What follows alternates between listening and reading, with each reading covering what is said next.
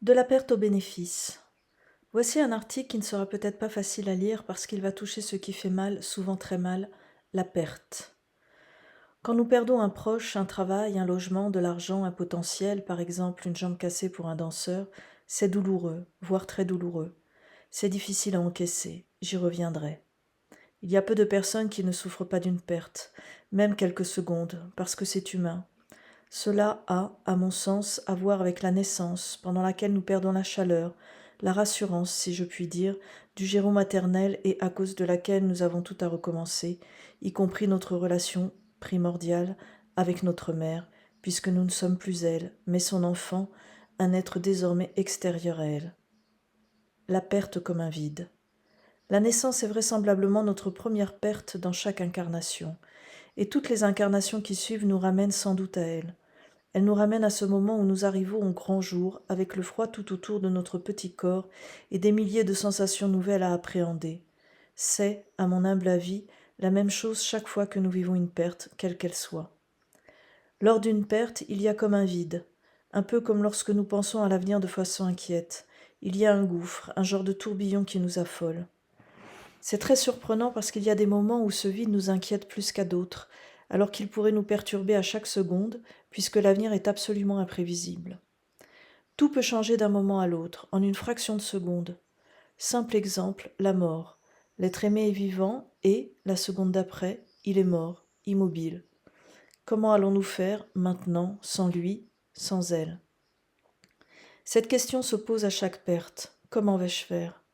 Et nous suivons imparablement la même logique, nous allons de l'avant, puisque la vie ne va que dans un sens. C'est justement à ce propos de ce pas en avant que j'ai envie de parler. Ce pas en avant représente, contrairement à ce que la peur nous fait immédiatement penser par réflexe, un gain ou un bénéfice à tout point de vue. Je ne parle pas seulement de l'aspect financier, je parle de ces deux mots au mot propre comme au figuré et au travers de la symbolique hermétique des lettres qui les composent. Le gain et le bénéfice. Le gain nous parle de l'involution, G, des polarités originelles célestes A, au travers de l'inconscient I incarné N. Et le bénéfice nous parle de la dualité B, que nous sommes A, qui s'exprime, les deux E, dans notre incarnation N, à partir de l'âme que nous sommes F. Pour plus de détails sur ces deux mots, je vous invite à consulter la symbolique hermétique des lettres dans le livre de référence de Jean-Christophe ou dans mon manuel simplifié. En bref, chacun de ces mots ouvre à quelque chose de nouveau en fonction de qui nous sommes et du cours de notre évolution intérieure. Il n'y a aucune barrière dans ces mots et ils évoquent une part de nous-mêmes qui prend forme et s'exprime autrement dans le réel. Ces deux mots évoquent quelque chose de nouveau et d'évolutif. Pour mieux saisir cette logique de transformation, je reviens au mot perte qui, au travers de l'hermétique de ces lettres, nous parle de la mentalisation, le fait de verbaliser, P, qui s'exprime E et se réalise R dans le terrestre, T, exprimé E. Cela me fait penser au dé à jouer dans le sens où, lorsque nous perdons au jeu, c'est notre part inconsciente qui dirige pour nous montrer ce qui est à travailler. Idem pour la perte. Lâcher l'ancien, les vieilles pensées, l'ancienne mentalisation, pour aller vers le nouveau, aussi déstabilisant cela puisse-t-il être. Pour couronner le tout, la somme numérique de perte est 10, et celles de gains et bénéfiques sont respectivement de 4. Voici ce que j'en pense. Le 10 représente le jeu ou l'ego, au travers de la conscience céleste 1, uni au principe féminin du tout, 0. Notre ego nous fait vivre une perte qui représente en fait un tout.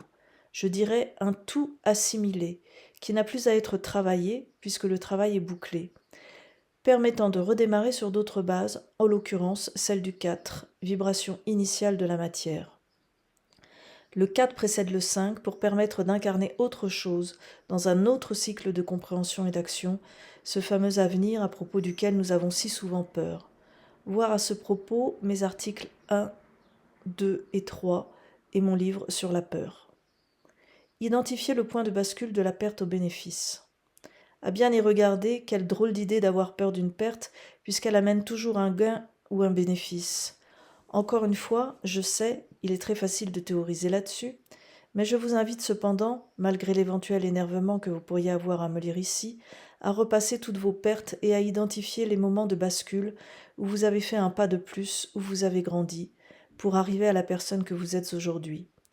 Cela m'est arrivé, comme à tous, et encore très récemment. Il me faut comprendre pourquoi telle perte me pousse non seulement vers l'avant, mais surtout vers une autre compréhension de mon parcours existentiel. Je peux ainsi continuer à vivre avec une conscience différente qui me place face à mes responsabilités vis-à-vis de tout le vivant, et pas seulement moi-même. La perte est difficile à encaisser, certes, mais nous encaissons. Petit clin d'œil en lien avec les mots gain et bénéfice.